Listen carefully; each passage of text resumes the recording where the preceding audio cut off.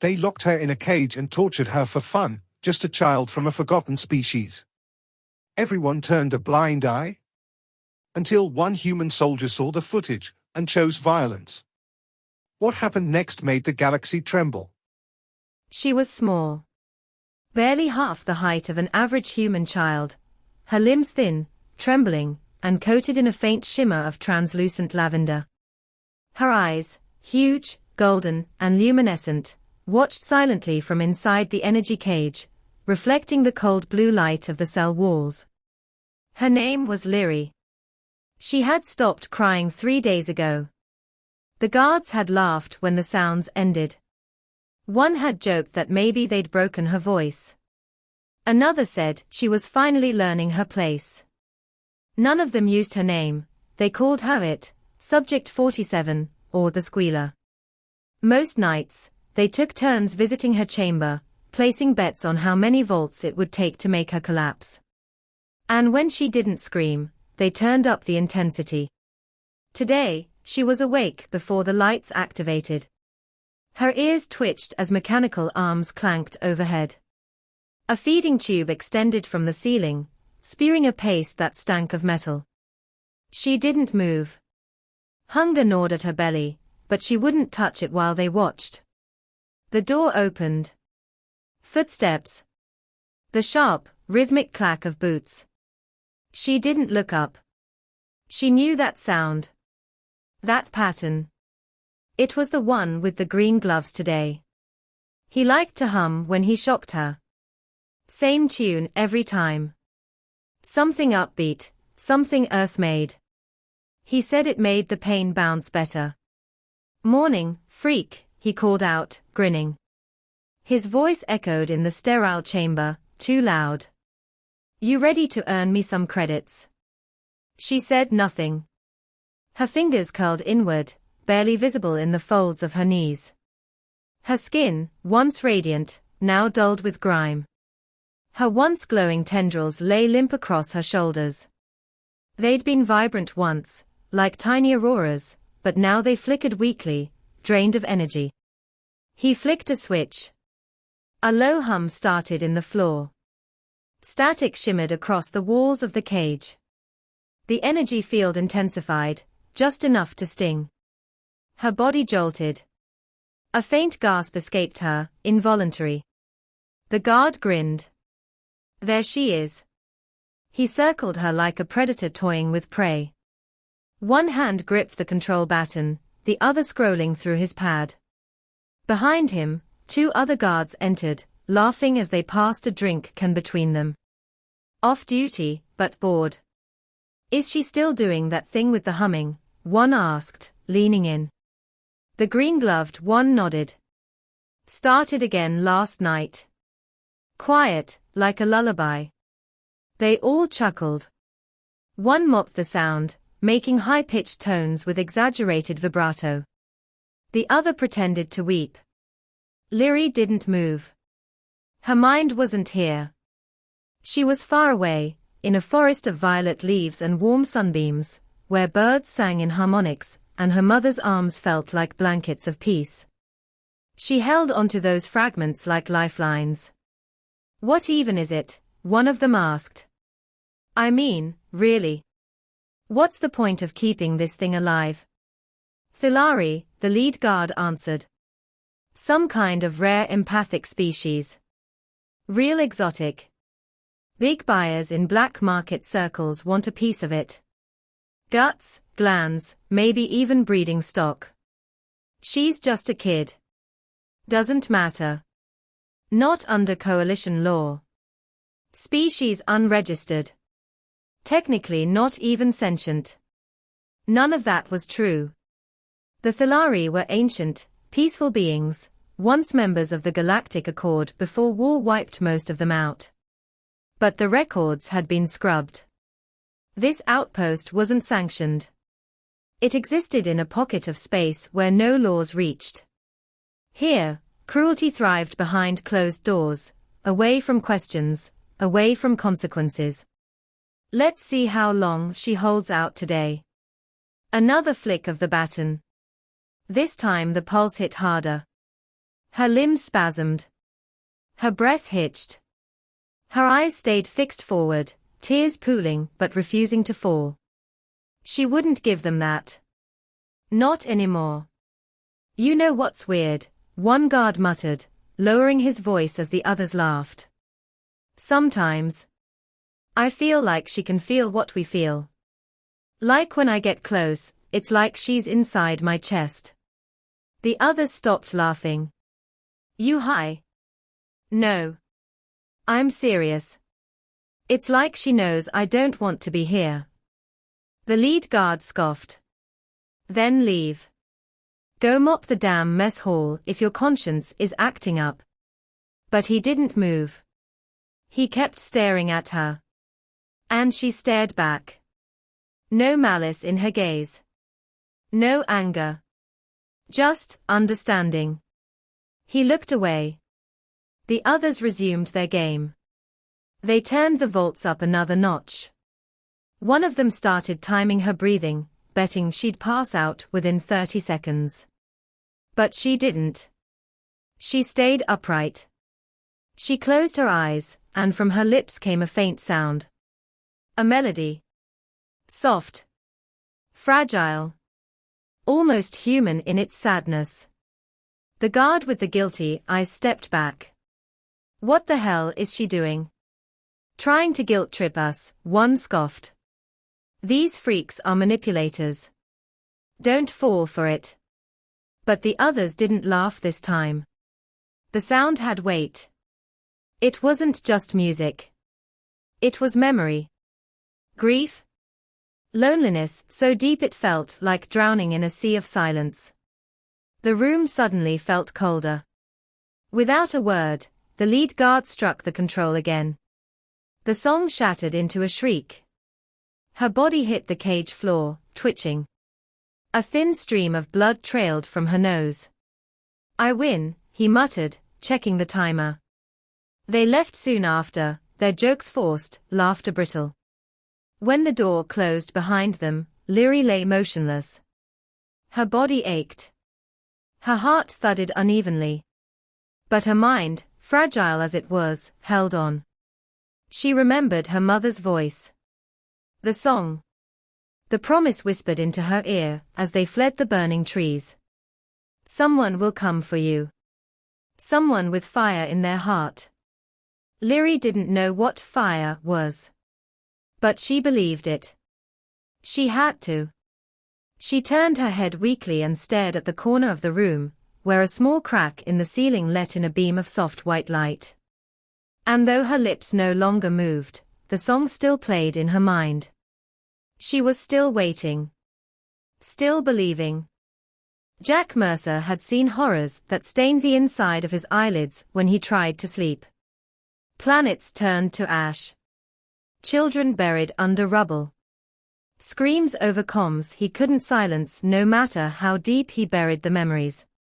But there was something about what he'd just watched, something colder than war. Something quieter, uglier. He sat in the dark, staring at the paused footage.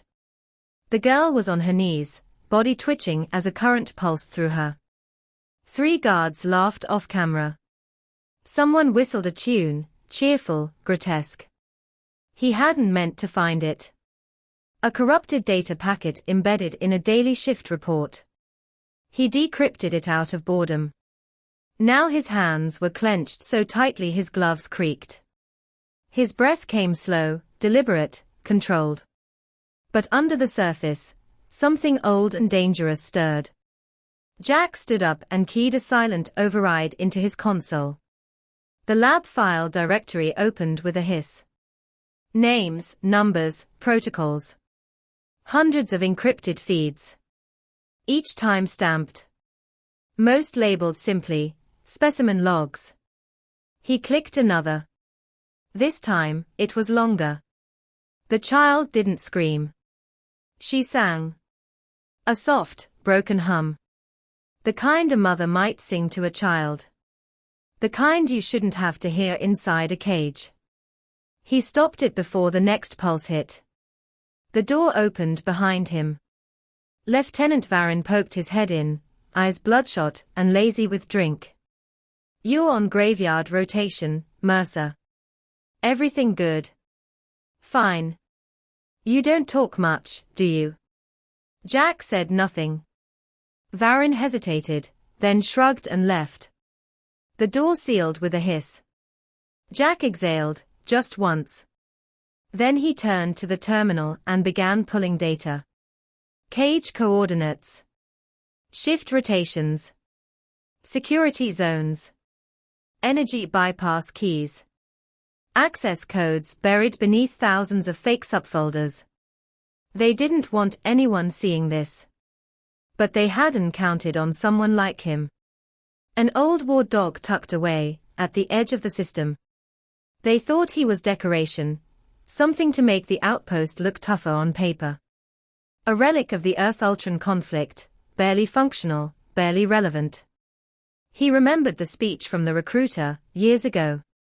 "Humans are unpredictable. That's our weapon. They'll never see us coming." They still didn't. He slipped the drive into his chest rig and shut the console down. Every step back to his quarters felt heavier. He passed techs, officers, janitors, faces dull with routine, blind to the screams behind sealed doors. He wondered how many knew.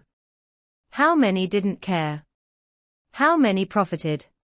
In his room, he opened the war compartment. Armor still scratched from his last real deployment. Black, matte, reinforced with old-world plating. Not standard issue anymore. Too aggressive for modern diplomacy. But Jack kept it maintained. Just in case. He sat on the edge of the bed and pulled it on piece by piece. Shoulder to wrist. Chest plate. Thighs. Boots. Each lock clicked like a vow being made. He stared at himself in the mirror. Graying stubble. A scar along his jawline from the new Singapore riots. Eyes too tired for his age. But behind them, something still burned. He activated the uplink and encrypted a short burst to a hidden relay on the edge of Terran space. Just coordinates. No words. No names. No time to explain. Then he keyed in the override on his wrist pad. The route lit up. The chamber was 4 floors down, beneath lab quarantine protocols, under maximum black level clearance. Designed to be unreachable. But Jack had reached worse. He moved through the corridors like a shadow, slipping past blind spots, ducking under cams, silencing locks before they could chirp. No alarms. No trail. He passed a wall where someone had spray-painted the words, "Might makes right." Below it, a child's handprint. Red. The farther down he went, the colder the air became. Cleaner. Deader. He reached the checkpoint. 2 guards. Standard armor. Rifles half raised, postures bored. Neither noticed him until it was too late. A flash, a crack, and both slumped silently to the floor. He dragged their bodies aside and keyed into the door. Biometric lock failed. He forced it. The hallway ahead pulsed with humming energy. Lights dimmed and flickered as if the place itself didn't want to be awake. He could feel it now, the wrongness in the air. Like something sacred had been defiled and left to rot. He stepped into the chamber access corridor and froze. She was there. He could see her through the glass. Small. Still. Barely breathing. She was thinner than she should be. Bruises patterned her arms like ink blots. Her head lolled to the side, tendrils limp. The force field around her pulsed faintly, cycling through torment protocols. Someone had automated it. Made the pain repeat every few minutes whether anyone watched or not. He clenched his jaw until his teeth hurt. A door opened behind him. Fast footsteps. A voice shouted. Step away from the containment, Soldier. He turned. 2 guards, weapons raised. Now. Jack didn't respond. He shot the first in the leg. The second raised his weapon too slow. A blunt edge cracked across his temple, and he collapsed without a sound. Jack dragged the bodies into a supply room and disabled the cams. He turned back to the girl. Her eyes opened. Gold. Dull. Fading. She saw him. Her lips didn't move, but something passed between them. Not words. Not sound. Just presence. Recognition. She knew. He reached into his rig and pulled the pulse dampener. He pressed it to the cage control panel. The hum stopped. The light faded. She flinched. Jack stepped forward and lowered to one knee. I'm not here to hurt you. She didn't speak. Just stared. I'm going to get you out. I promise. Her gaze flicked to the guards outside the door. Then back to him. She made a soft motion with her fingers. A tremble. A question. He nodded once. Her hand reached through the now dead barrier, hesitant. He took it gently. For the first time since the war, Jack felt his throat tighten. Not from fear. From rage. They had done this to a child. And they thought no one would come. They were wrong. The moment Jack lifted her into his arms, the outpost came alive with noise. A silent alarm had tripped somewhere, maybe a biometric mismatch, maybe one of the unconscious guards had bled too close to a sensor. It didn't matter now. Red lights pulsed through the ceiling. A mechanical voice repeated the lockdown protocol in 3 languages. Reinforcements would come fast. Lyri trembled against his chest, weightless and silent.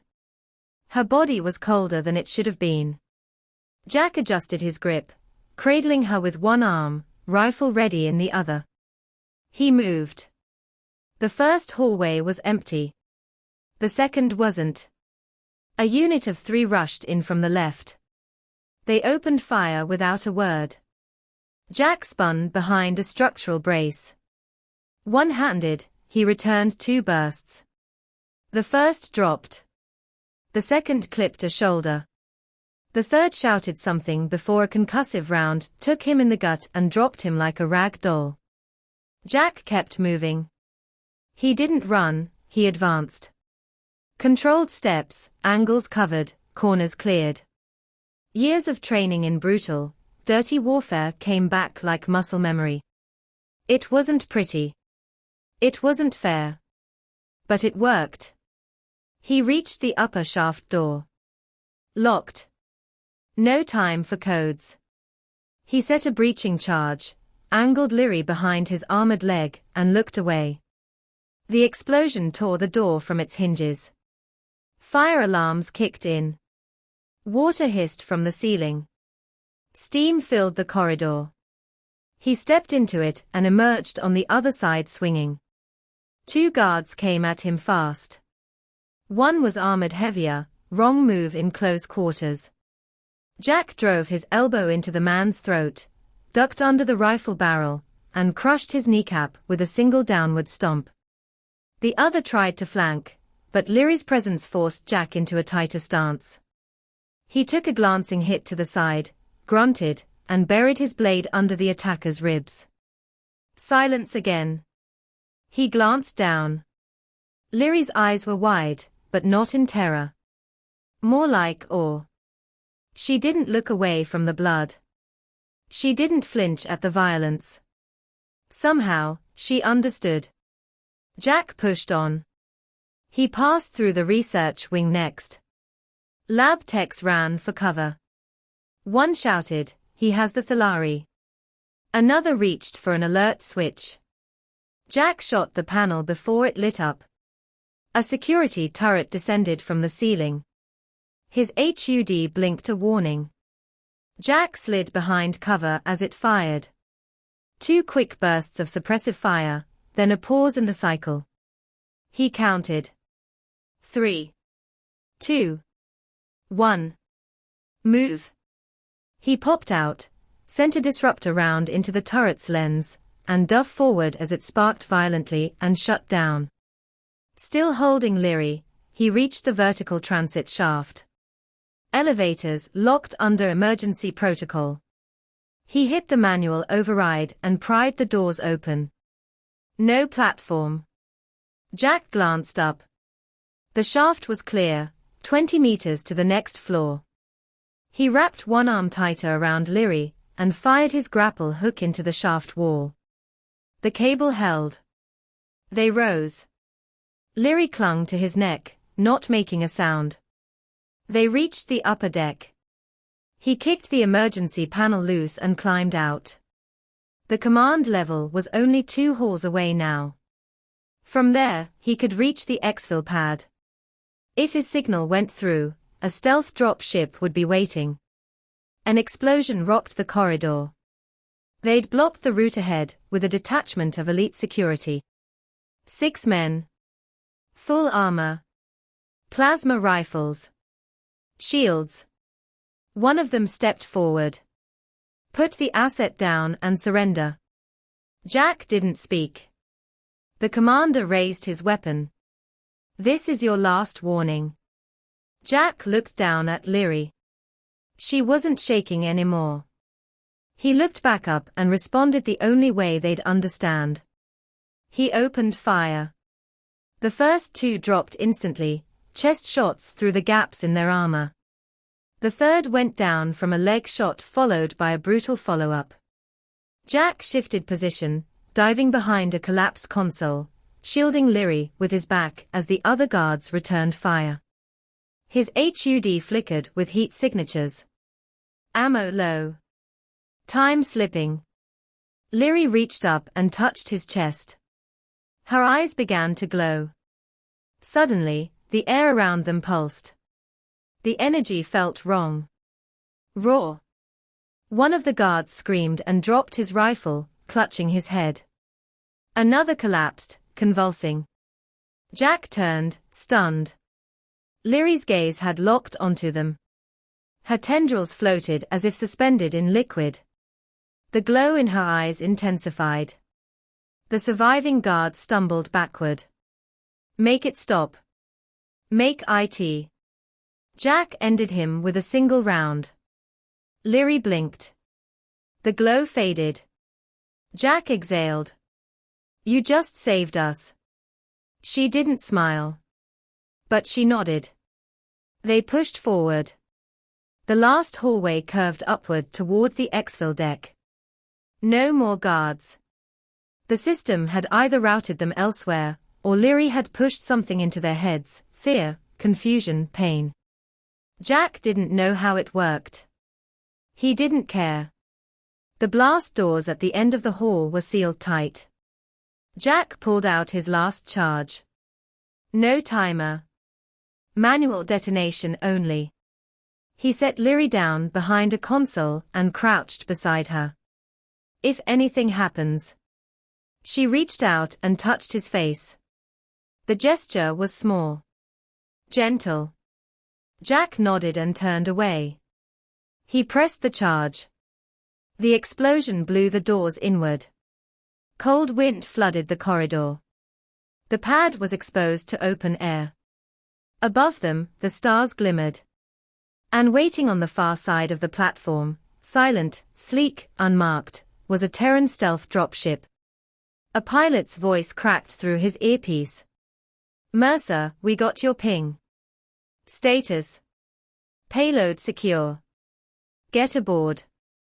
2 minutes tops. Jack scooped Leary into his arms and ran. Behind them, alarms screamed louder. Footsteps. Shouting. More coming. A shot rang out, missed by inches. Jack turned mid-stride and fired back, dropping the pursuer.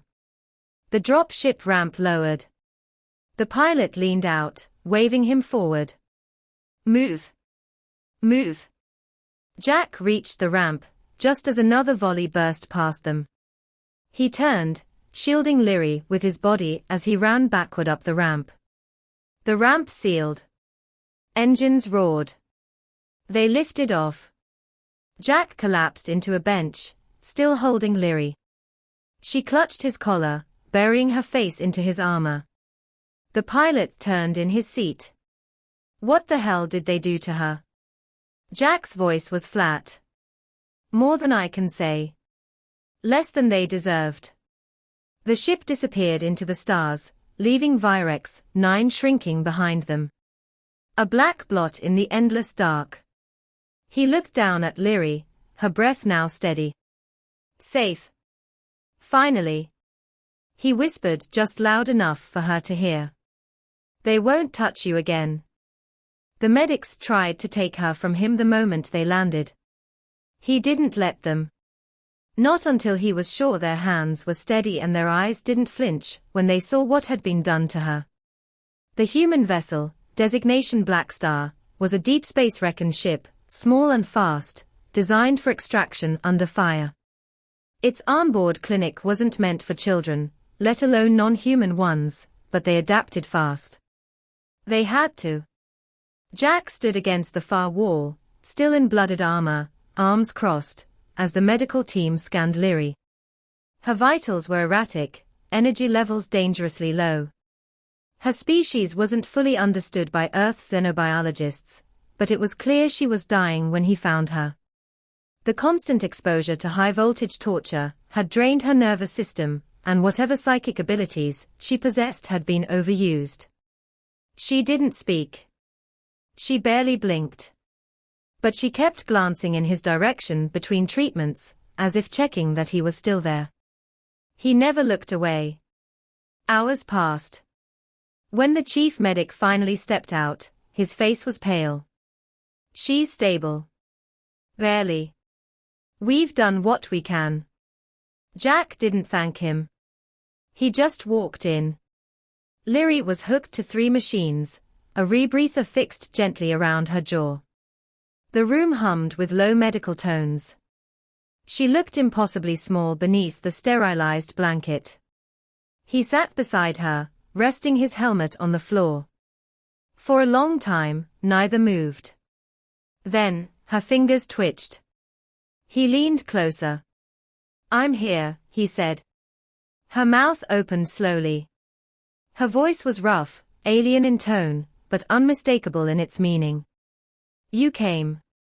Jack didn't answer. His throat locked. She continued, each word deliberate, careful. My mother said, one day, someone would come. A fire from the stars. Jack took her hand. I'm not fire. She blinked. Yes, you are. But you didn't burn me. For a soldier who had burned worlds, who had seen cities fall under orbital strikes and felt no remorse, those words cracked something inside him. Rest, he said. You're safe now. She closed her eyes. The ship's captain summoned him an hour later. She didn't ask questions. Just listened as he handed over a report, light on details but heavy on consequence. What they'd uncovered at Virex 9 wasn't just illegal, it was genocidal. The Thalari had long been considered extinct by most of the galaxy. Lyri might be the last. The captain forwarded the data to Earth Command, flagged it as urgent. The response came within minutes. Directive, isolation. Containment. Full debrief. Ship to divert immediately to Terran High Command for investigation. Jack tore the order in half. No, he said. She goes somewhere safe. Not a lab. Not another cage.